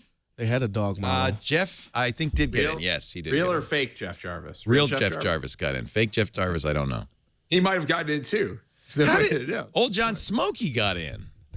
Yeah. How do you? So the question is, Arkins Bradley got in. The question is, it's $1,500. It's not like you got a free pair. But here's the best part. I don't know if anyone's mentioned this yet. So Google did have a third party doing the acceptances on Twitter. And some of those people that we just showed from the New York Magazine story, the one that was like, I'm going to throw it in your face or I won't take pictures of my poop, their offers were rescinded. Oh. Yeah. So they no longer have the first right to spend $1,500 on they were like, Google Glass. Just kidding, because it turns out, once we read your tweet, it turns out it wasn't that good. Yeah. Like, it turns out you're not good for Google Glass. Neil Patrick Harris, Newt Gingrich. That's good. Adam Savage. I'm sorry. I'd like to see all three of those guys in a room wearing Google Glass. Yeah. Soldier Boy. Yes. Add him to the list. Great choice. Perfect pick. Choice. I'm looking forward to it. I wonder if they'll have a special channel on YouTube for all publicly published Glass videos. When these come out. Or Hangouts or whatever. Can we have a twit where you guys all come back and you wear your glass? Yeah, I'll steal someone's glass and I'll come back. You didn't get one? I didn't get one. I didn't submit either, so that might have something to do with it. Brian didn't get one. Well, you I think it's you can do, Leo, I think you can do Hangouts using Glass. So if you got a bunch of people in Glass doing a Hangout together. Did Fallon get one? You can only see other people. You can only see the people that they're looking at, right? Right. That's to get weird. them in a room together, looking at each other. Yeah, it's like what they showed in the commercial was like you're skydiving. Yeah. And you start a Hangout to let people watch your face fall from the sky. Or you're handling a snake and your kids can see it from your perspective. Right, before the bite. And then your kids see you get poisoned. They see you die. Yeah. Thanks, Google. No, they don't see you die. They see what it looks like as you die. What you're seeing as you die. No, they see. It's like on video game. They see your field of view go sideways. I think for children it would be scarring if they watched from their father's perspective as he died. God. That'd be upsetting or not. I don't want to see that. I don't have kids. I'm gonna say yes, Joshua. That's safe bet. I don't care what anybody thinks. Okay, so here's my question: what's the over/under on people who were offered invites who actually? Oh yeah, what's the conversion? Like you think 50%, 80%? Yeah, Tweet is $0. Google Glass is $1,500 What's the question? The over under. If we're gonna do an over under in percentages and the Who's Vegas going to buy this? at 30, I'm not a gambler. going over or under 20% of the people who got accepted. Yeah, fewer than that, I think. 5%. 20%. This is going to be low. And then of those who go through, how many actual clear funds? $1,500. It's quite expensive. That's a laptop. It's a lot of bicycles. No problem You're for forgetting nude. the friend factor because like the moment I found out that Justin, and this is not even a lie, not an exaggeration. The moment I found out Justin was in, the first thing I thought was like, hey bro, if you're not going to do it, I'll give you $1,500. Well, that's the other thing is you probably should buy it because you could sell it on eBay for $1,500. Resale value. Yeah. Right. No, you 15,000. I wonder if they're gonna. You think? How much will it go for on eBay? I don't know. I mean, if they're accepting the poop woman, I mean, it doesn't seem like they've devalued the product a little bit here. You know, like you need to, if you really want to make it special, you only give it to Soulja Boy and Newt Gingrich, and then everybody's like, man, I got to get one. Yeah, you do what the way MySpace sees it. They around value it a celebrity. little bit. I wonder how Soulja Boy and But what Newt, they're if on the he- phone. what if Hey, Soulja- Soulja Boy, did you get one? Yeah, I got one. Did you get one, Newt? Yeah, I got one. But you see that poop lady got one too. What if they only take pictures of their poop? Then Leo, I love Soulja your Boy, world. you gonna take pictures of your poop? Yes, I am. exactly. I didn't That'd be say I great. wouldn't. Newt, Dude, all I'm King- saying oh, is Snoop that poop. now a poop lady is a That is thing. not the title of the And show. Congratulations No. on Chris. No, I'm vetoing No, in advance. hold on. I feel like she's being unfairly maligned. She was the will not take pictures. No, she's the hero of this whole fiasco. But I think the point is, no one asked her if she would. But it's not like But you what I got it, like she about that, offered it. Joshua, if I may respectfully cut you off, is that she anticipates a lot of poop imagery coming from Google Glass. It's the terms holders. of service that And she is 100%. already getting out in front of this thing. Yeah. Right? And she is 100% preventing bad things from happening. She's not the 100% poop lady. She's the not poop She's a lady. futurist, man. She's our leader. She's a prophet. NPL. I think maybe you're giving her a little more credit. I feel like you're not giving her enough credit. I don't want to overstate this. Let's but I agree to think this. you need to overstate. Mr. Hype Man on the face mirror glasses VR thing. I'm gonna go. Are you out getting on a limb. hostile? I'm not getting hostile. Hostile is. Whiskey. Look at you. Look at how angry you get with a little bit of whiskey. I'm not. I'm very calm. All right, T-Mobile, Very you were calm. excited about that. T-Mobile, I am. And in terms of, I don't know how much time we have left for actual stories. But 1 minute. We got 1 1 minute, minute. to Game of Thrones. This idea of, their press release that T-Mobile put out was a little annoying, but the idea that they are trying to be more accessible, cut through the BS, the marketing BS, the actual BS of some of our cell phone, like they could be that hope that we've been I'm rooting wanting, for 'cause them. we don't have real competition. I And will if say- it's not them, I don't know who it is that has spectrum that can really I do will something. say this. This is cool. Here's the thing. T-Mobile, they're basically saying, here's the thing. If you look at their plans, you buy a phone on their service and you do whatever your regular thing is that you normally do, it's still almost as expensive as the other companies. They've always been a little bit cheaper. Yep. They're still a little bit cheaper, but it's not like super cheap. The interesting thing is the idea that if you're buying a phone, right? Like I've got a phone or I have an iPhone and AT&T and I'm sick of AT&T. You can go to T-Mobile with your phone, get service. You hate it. You're like, all right, I'm out of here. There's nothing stopping you from doing that. You're not going to pay them back any money. Okay, No contracts. so, And if okay. And the word, what was that word that we came up with earlier today, Josh? I believe it was freedom. Freedom. The word that we invented here on the podcast. Do you really think anything's different? This is marketing hype, and it's like think different, Brian. It's marketing hype that I love, but it's still just like this is what you do when you're in fourth place. You throw. That's why competition is good. That's why we were glad. Are we not glad now the government stopped the AT&T T-Mobile merger? This is why we wanted them to stop that. Brian, can you go to Verizon with whatever phone you want and say, give me service, and if I don't like it in 2 months, I'm out of here, and they won't charge you anything for that? That's real freedom, Brian. That's freedom. Welcome to America. That's what freedom looks like. Thank you. Welcome to our great land. Freedom. Take that. I don't know what's going on, and I don't know what's going on where you are right now, but we're living in a free place. But I would say, one, the clarity of what you get for the money you give is higher with what they're proposing. And the contract thing is a real thing. So, Brian, if you could specifically respond to back up your claims of this all being marketing spin with respect to getting out of a non-existent contract, how is that not real value? Yes, and obviously getting out of the contract is good, but this is nothing new. This is what Ting built their whole service platform on. We've talked about, and full disclosure, Ting is a sponsor of NSFW show. Who's Ting. Ting. Okay. It's an MVNO that does exactly the same thing with the Sprint network. Now. Yeah. Well, if you listen to Twit ever, you Brian, would I don't want to know. call you out. That just seemed like a plug. No, others have done it. Everybody. You've heard of Ting, but what about Tang and Walla Walla Bing Bang? Those are where freedom is really happening. I'll be honest with you. It makes that plug, Brian, makes me want to run out of here in my Nike shoes. Go ahead, get out of here. This podcast. Go ahead, because Game of Thrones is on in an hour, and apparently he's got to prepare. I got to get back to the Body day. paint. We're gonna on my body. We're gonna let you. We're gonna do let you go. I'm gonna do one more ad. You don't have to talk about the comedy pilot. You do on Amazon. Real quick, Leo. Before we wrap, let me. We're be not clear. rapping. I'm not against. No, Joshua's leaving. Oh, I thought we were rapping. I'm not. I want to stay until this thing is over. Without Joshua, there is no twit. Didn't we all sign that? Lost Was that the control one who of got this. that contract? Leo, listen. I decided I'm in till the end. You're in. All right. Well, Till we're the in. end of whatever. We're Unless gonna it make goes the for more audience than pay the iron price. if it goes for more than 10 or 15 minutes. No, then we're I'm- almost done. We're almost Okay, done. good. Let's do it. Yeah. Together. Together. You and It's a me. family. Yeah. It's a family. It's a All of family. us. Yeah. Even Brian. Even Brian. Especially Brian. You know what today is World Backup Day? Did you know that? No, but I do use a new backup service that I'm actually quite happy with. Don't tell us about it if it's not Carbonite. And that's what the opposite of freedom, ladies and gentlemen. I think we're going to have to go to a listener-supported model. I'm just thinking it's all over for the No, advertising. go ahead. Do your carbonite thing. I'm getting a little hot. I'm getting some flop sweats here.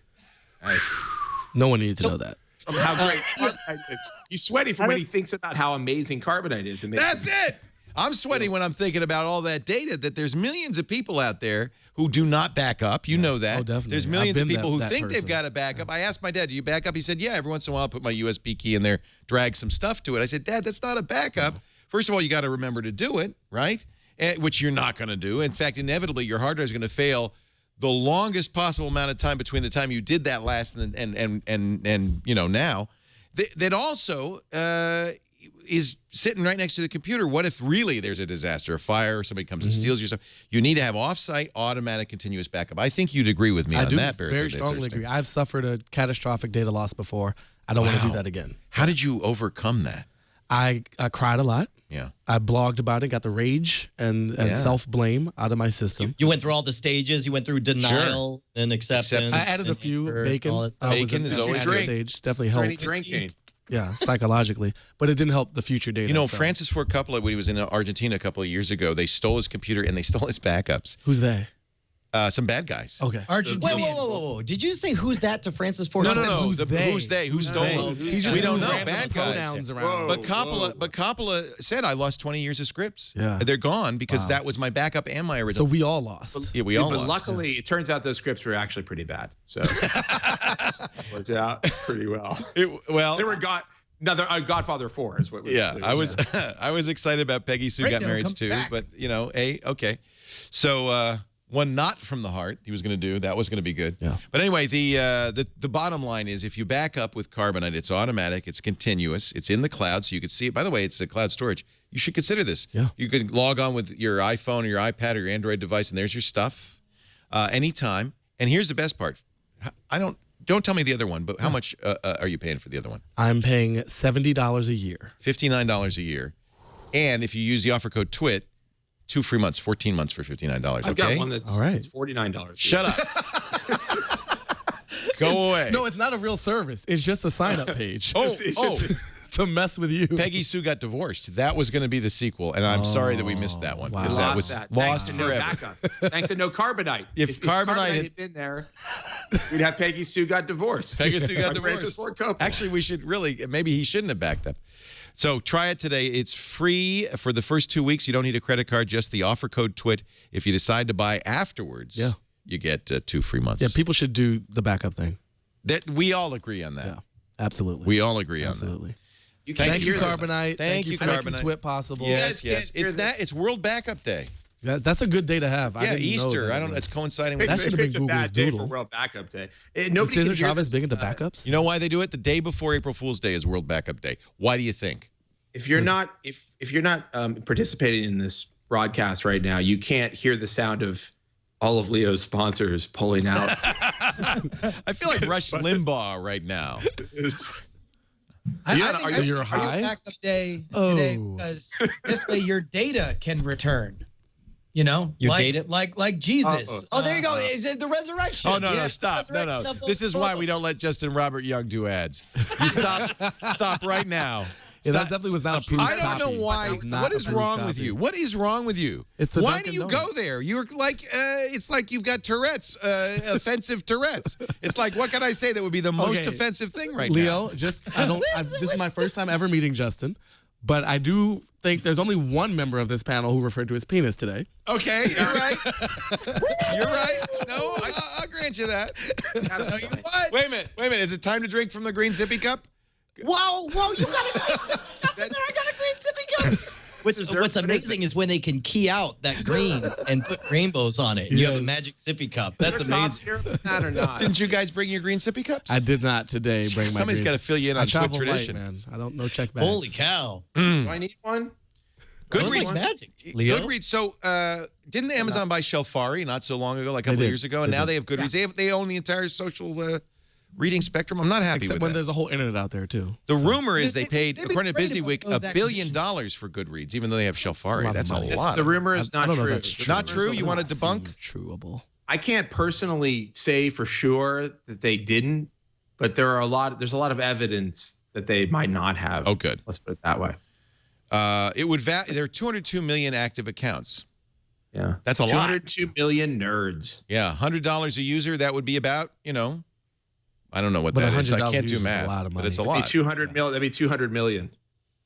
No, that's $1 a user. No, that'd be 200. I don't know. He said he's a writer, You're right? as bad as I am. yeah. And you're Yeah, doing please. surgery on the street? What is wrong with Bad you? surgery. Street surgery. A lot of corpses. Mostly medical research. It's mostly showmanship. The whole, it's 90% showmanship and 10% like actually stabbing somebody with something. What is Amazon doing with the comedy pilot? Are they following in Netflix footsteps? Netflix, of course, brought Arrested Development back. They brought Game of House of Cards back, which is wonderful. House of Cards is good. It's not a top 5% show for me, but it's a good show. It's a good show. No spoilers. Thanks. I'm not the person that does that, but I that's appreciate You're you allowed to. picking me. So Amazon Studios, they did Zombieland. I didn't know this, but they're going to do a comedy pilot called Betas. Yep, looks like a set in the valley. This is something good. that we talked a lot on Frame Rate about. The fact that Amazon, following the footsteps of Netflix, is investing a lot of money in originals, which is good news. Like, more competition is better, whether or not you're an Amazon Prime fan or not. The fact that another player is deciding to bypass the traditional television medium is nothing. There's the libertarian I love. Thank you, Brian. Freedom. Let me throw an idea out to you really quickly, Leo and gang, if I may. Are we a gang now? Yeah, we're a gang. All right, good. I didn't get the memo. Freedom loving gang. We're freedom loving gang. Freedom loving green More cup. like a militia, really. But anyhow, look, a few years ago, AMC just showed old movies, right? Yeah. Right. And they were like, hey, let's make a show. And they made some amazing television shows.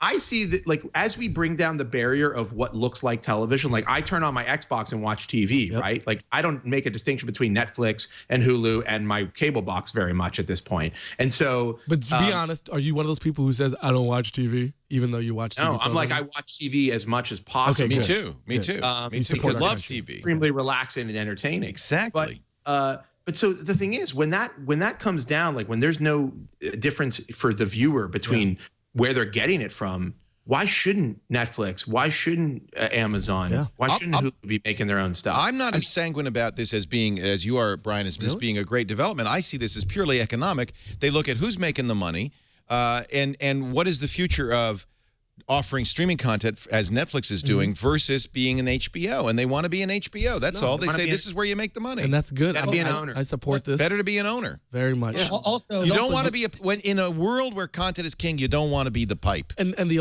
idea that you'd have to go through so many legal hurdles to acquire content rights.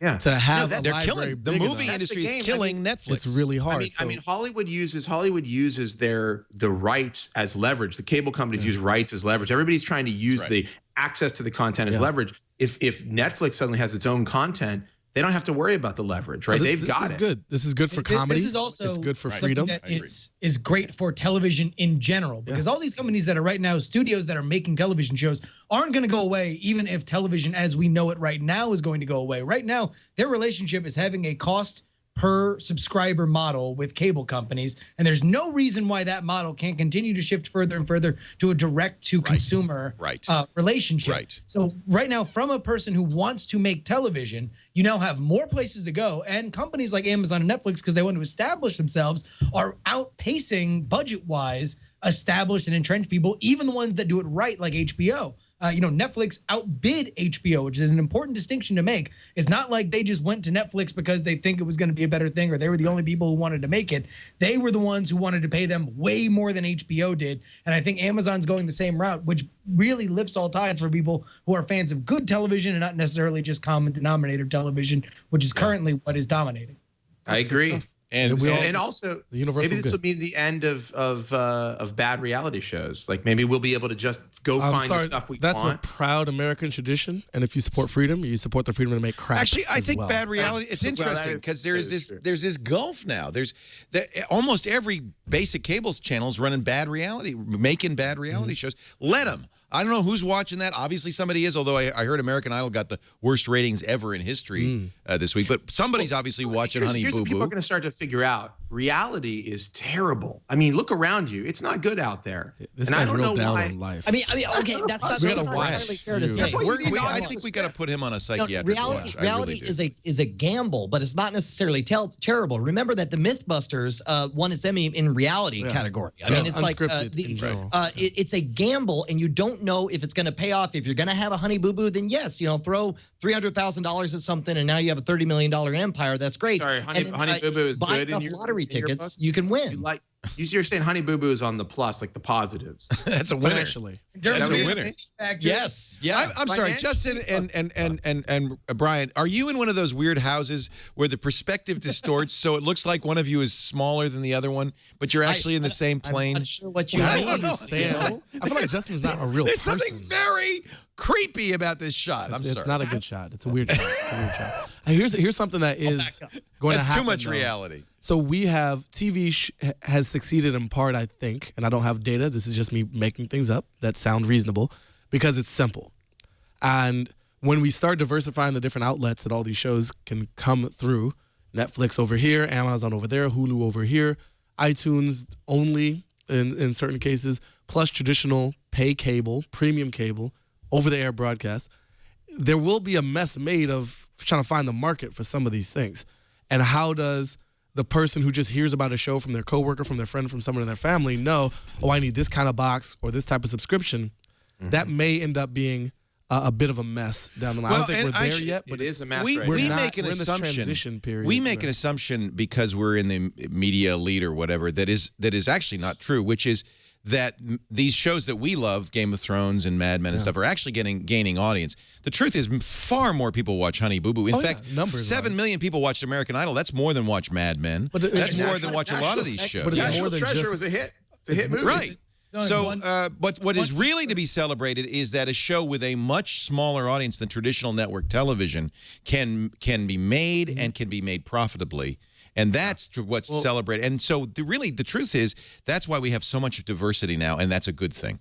And it's why people like me and Joshua, who are actually brilliant intellectuals, can admit to liking TV again. Yeah, well, I think part of it is when you kind of democratize this and look, it is a mess. You're right. It's a mess right now. But when you democratize the production of this stuff and the distribution of this stuff, what you find is, first off, it's way cheaper and easier to make really high quality stuff now than it used to be. It's way cheaper and easier to distribute that high quality stuff. When you democratize that, what you find is you can build very passionate, smaller followings that can make things profitable and make things viable. You don't have to convince every person in America that they've got to watch the show. And I think as HBO demonstrates, they found small groups that love shows and they're willing to pay for it. And so their business is profitable. But the other thing that you also, I think you're on the right track, Joshua, but I think you're looking in the wrong place. If you want to see the place where fleet-footed, agile, cheap television, compelling content is made, it's going to be in YouTube. And that's the reason that you're seeing Google just throw millions of dollars at stuff like their Create Space down in LA. Well, we were just talking about the fact that was thrown down the hole. Yeah. None of those channels made their money back. That's right. And actually, one of our sister sites, SB Nation, was one of the channels, and they're doing a different deal now. It's a much smaller deal. I think they threw a lot of money at stuff and they didn't know exactly what they're doing. I actually think your point is right, but it's not just about YouTube. It's about creators on the internet. It's about people who are like us, for instance. We make, I like to think, pretty high quality video content. We make it at a budget compared to it's tiny budget compared to what most people would spend on it, and we've a huge growing audience who loves that stuff. And I think that we wouldn't be able to do that if it weren't for the internet existing as a distribution method and the cost of creating that stuff coming way down thanks to new cameras and new editing technology that's made it way easy. I think that. What's that? No, you're about to hit your ultimate point. Please do that.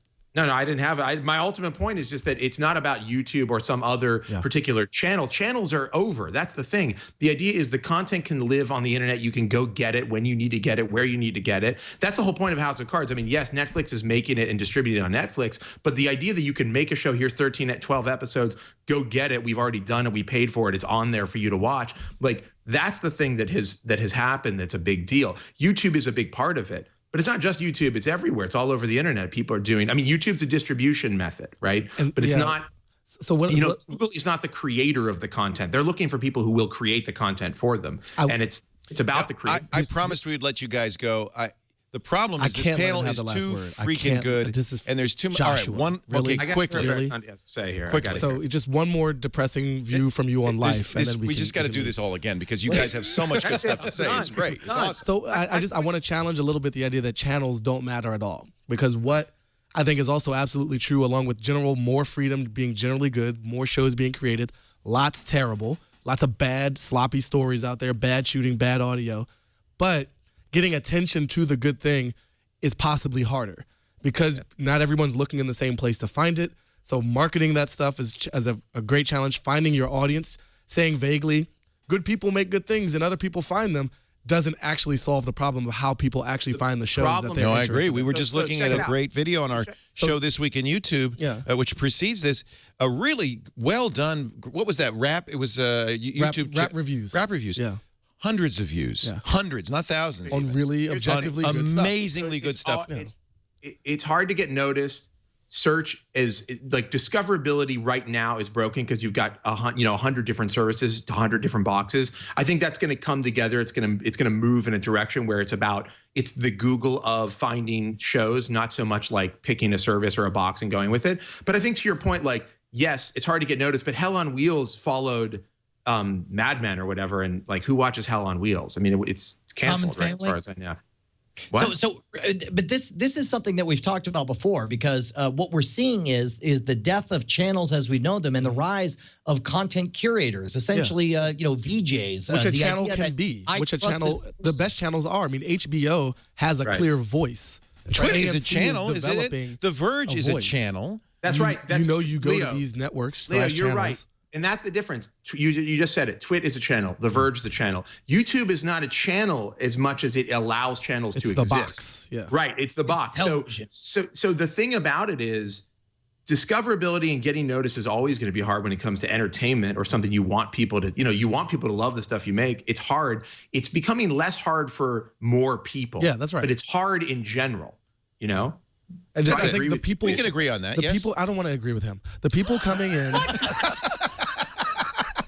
No, but I would say when we sell it as like, yay, everybody has a shot and everybody make a show and everybody this and that, and then they get hit with the hard reality. I didn't say that. I know you didn't. I like arguing that points that you're not quite making to make me look slightly smarter. That's very germane, though. You're absolutely right. There is a kind of a lie being told that you can make it. Anybody can make it. It's in the interest of YouTube. That's the American lie.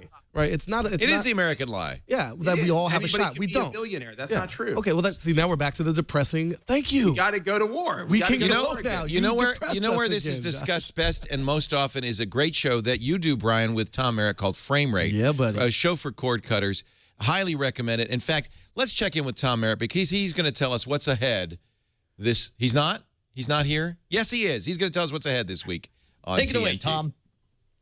Hey, Leo, here's some of the things happening in the week ahead that we'll be keeping an eye on for tech news today. I hope you're having a happy 20th anniversary of the term spam being applied to a Usenet post. That's today, Sunday, March 31st. April Fool's Day, April 1st, of course, tomorrow. And Venture Beats Mobile 2-Day Summit begins in Sausalito. Not a joke. Tuesday, April 2nd, Twitter is having their developers event that the press are not welcome at. Wednesday, April 3rd is the birthday of the Osborne 1. We have one. Thursday, April 4th is is the anniversary of Bill Gates and Paul Allen forming their partnership. Also, Larry Page became CEO of Google on that day in 2011. Bill Gates is dreamy. And Facebook is having their come see our new home on Android. We didn't even talk about that yet. That's a look at the week ahead. Back to you, Leo. I can't believe it. The biggest story of the week. God. We missed it. What was the story? Facebook's having an announcement to announce. Well, okay. We're going to make this quick. We're going to make this easy. Lightning round. Thumbs up, thumbs down. Joshua Topolsky, is Facebook going to announce a phone or just an Android app? Probably some kind of phone, I think. An actual hardware phone. You know, because you have one. I'm using it. I'm doing this over the Facebook phone right now. I knew it. That's what the camera is. It's an. No, I don't know. I think there's going to be there's going to be some kind of partnership. Is it crazy for? I think this is the ultimate in hubris, where you think we got 1 billion users. We're the biggest thing on the internet. Let's create a phone. It's stupid. It's wrong, and it's the beginning of the end for Facebook. What do you think? Amazon did it, and they made a tablet. They're like, yeah, but that was a reading platform for their content. I think they should do it just to mess with people like you. It's like when seeing you incensed provides me with a level of joy and happiness I haven't known in weeks. Justin Robert Young, what do you think? Facebook phone, up or down? I think it's going to be a new phone, but not necessarily a Facebook exclusive phone. It's basically just going to be a skin on top of it that's going to launch into Facebook applications. And they need to do it because the dominant form of social communication around the world with younger people is phone-to-phone contact, in-line chat communication that is phone-based, and that is the generation that Facebook will lose if they do not get into this. Well, and Facebook is very aware of this. They're very afraid of losing it. That's why they spent $1 billion on Instagram, which was about to take over from Facebook. I do not think a phone will help them in that department. Personally, agree. I mean, they may make a phone, but I don't think that people are going to want to buy it. I think people use Facebook because they have to. Everybody hates Facebook, need more but they have emoticon to use it. apps. What do you think, Brian Brushwood? You have the final word. Facebook phone? I'm not familiar with this Facebook, but I look forward to seeing their work. They sound like they got a lot of potential. Wow. Well done, Brian. Wow. Well done. Yeah, Playing I agree. the That fool was perfectly. Brian Brushwood is on NSFW, Scam School. And what else do you do, Brian? You're just a magician? Too many things. Check out Frame Rate. If you like me smart, then see me on Mondays doing Frame Rate. If you like me dumb, watch me on Tuesdays with Justin Robert Young. That's all you need to know. The king of dumb. JRY. In fact, a special edition of NSFW coming up right after this show. Joshua Topolsky is editor-in-chief of The Verge at theverge.com, where they do simply the best coverage of technology out there. I read it every single day and highly recommend you do the same. And, of course, if you would just get out of that video podcast thing, I'd be much happier about everything you're up to, Josh. We're expanding it. Damn you. Damn your eyes. Competition. I hate him too now, Baritone. You were right. No, I don't hate him. I like this guy a lot. We're going to hang out. I already made a We're public hanging out vow. in New York. We're going to go to somewhere in Brooklyn. No, Yes. no, We're gonna be actually, really some cool with great our big stuff. Warby 90 Parker Seconds with The glasses Verge is together. awesome. Yes. Great stuff being done. And, of course, you can catch Joshua frequently as a frequent contributor with Mr. Jimmy Fallon. Yes. That's Great fun. show. I'll be back in April. Soon to be on the Tonight Show with Jimmy Fallon. Yeah, now you're gonna move upstairs with him, right? I hope so. If they'll have me. Then you're on the big show. I'll make That's sure it. that happens. Now you've made it. I'll make some calls. Please do. You're the next Stan Can. I don't know what that is. I know, because you're a young guy and you don't remember the old stuff. How can I remember something I didn't experience? Wrong Leo? with kids today. They have no memory for stuff they never experienced. Sweet man calling me a kid. That's so wonderful. That's because I'm old. Made my day. Go to Comedy Hack Day. It's going to be at Twitter April 6th and 7th. Find out more, comedyhackday.org. And, of course, cultivatedwit.com. That's where Baratunde Thurston lives. That's my new home. With his scarf. You must buy How to Be Black. By the way, on the back, picture of Baratunde with a scarf. Bam. It's your look. It's kind of my thing. It's your thing. Yeah. It's been a real pleasure. Thanks for having me back. Brian, you know I love doing the show, especially with you, because we have charm. Joshua, you're added to that list of people I super love doing the show. I'm telling you, Seriously, this was great. And I had a blast with these and I guys. don't want the other way. I don't want those other guys to hear it, but this is the best Twit panel we've ever had. You said it on the internet. You know that, right? I know. Okay. But they'll Don't never tell know. them. Yeah. No one's Also, paying don't tell attention. anyone that my scarf is definitely pajama bottom. Nice. And thanks to the chat room, especially. I As well. Brian Brushwood, I salute you. I salute you and your green cup of destiny, sir. All the cool kids are rocking the green cups. Thanks for joining.